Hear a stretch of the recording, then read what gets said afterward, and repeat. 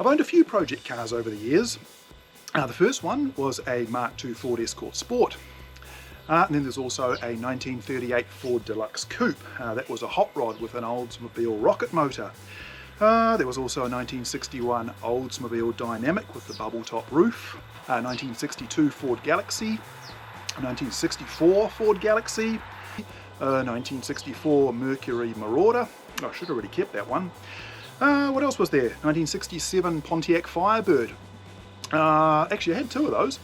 1969 Pontiac Firebird, 1970 Mustang, not sure why I bought that one, it was a pile, and 1971 Holden Monaro GTS, and probably some others that I've managed to forget about. And you know what? I didn't finish any of them. Actually, to be fair, I did buy some of them just to flip, but others I genuinely had plans for, but I sold them before I'd finished. Now, 2 or 3 of those were supposed to become race cars, but obviously that didn't happen. So I clearly have a problem with finishing projects.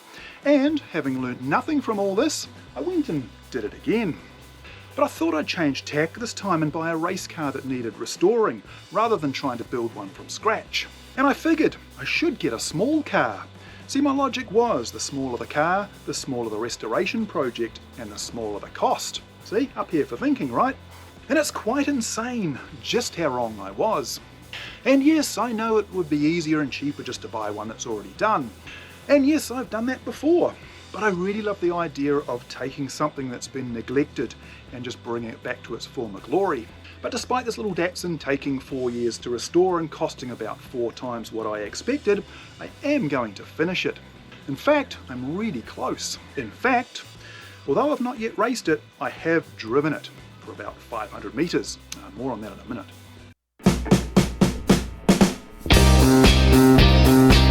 Basically, the state of this car as purchased is one of the things that helped me get it across the line. You see, if at any point I'd given up and tried to sell it, I'd have lost a ton of money. Importing any car from the US to New Zealand is expensive enough as it is, and it spent a full 12 months with Nick Stewart at Safe Engineering. He went through it from front to back and made a whole heap of repairs and upgrades. It's been massively improved as a result, and it's so much safer. But with the surface rust and the rotten paint and the mismatching panels, it still looked like I'd just dragged it out of a lake. So I had to keep going. It was really important that I got the body prep and paint done. That way, even if it wasn't a running driving car, you could actually see where I was going with it.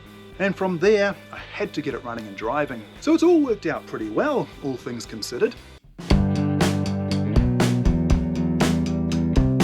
Now it's been about 4 months since I last posted a video on this car. And in my last update, I'd entered to race it in the 2025 Taupo Historic Grand Prix, which was held in early January. And obviously I missed that.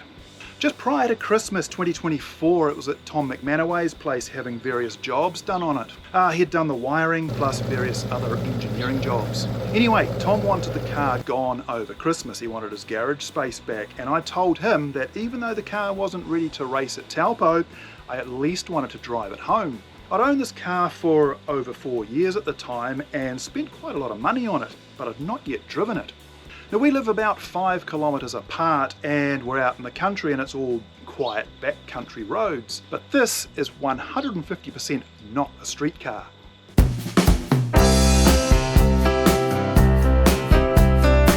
Now, the motor wasn't running right, it was backfiring and it really didn't want to idle. And there was so much play in the gear shifter, I was never really sure what gear I was in.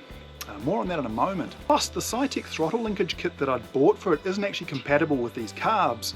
So we rigged up a workaround just for this one trip. But I only had about 1 inch of throttle travel. Anyway, I set off from his place and headed for home. And after a few hundred meters, I lost 3rd gear, and then I lost 2nd, and then I had no gears at all. Basically, the gear selector had pulled itself out. And the rest of the journey home was on the end of a tow rope. So this is my spare gearbox. The little retaining pin that holds the selector in place had slid out, and so basically the selector stopped engaging. With the 10 million jobs that needed doing on this car, we hadn't noticed that the little E-clip that holds the pin in place was actually missing. A couple of days later, my wife and I were driving down that same country road and I spotted the missing pin sitting in the middle of the road, glinting in the sun. So that was a stroke of luck, so I put the pin back in and fitted an E-clip. The sloppy shifter was an easy fix. The nylon shims that fit to the bottom of the gear lever were completely knackered. But I got in touch with Jesse at Sunny Spares NZ and he sent me out a brand new kit, Quick Smart. The shifter is now perfect and gear shifts are really accurate. I have to say huge thanks to Jesse. I've actually added a link to Sunny Spares NZ below. He has a great range of parts for us classic Datsun owners, so please go and support him, like buy a t-shirt or something. He has some really great t-shirts. Now once I realised I wasn't going to make the Taupo Grand Prix, I kind of took my foot off the gas and the project slowed quite a bit. Still got a bunch more jobs that I've completed, but there's still a fair ways to go. The New Zealand racing season is pretty much at an end now, so I'll just get the car finished in my own time over the next couple of months. That way I can go testing and then do a couple of low-key track days so I can hit the ground running next season. So there you have it. It's taken me way longer than expected and cost me quite a lot more money. But among my long list of unfinished project cars, I am going to finally get one finished. And I'll make sure that you guys come along for the first proper maiden voyage. And hopefully, it's not on the end of a tow rope. Anyway, thanks so much for watching, guys. I really appreciate you tuning in. If you enjoyed this little video, please hit the like button and the subscribe button and hit that little bell thingy so you get a notification when I post a new video. So we will catch you next time. Catch you then. Bye-bye.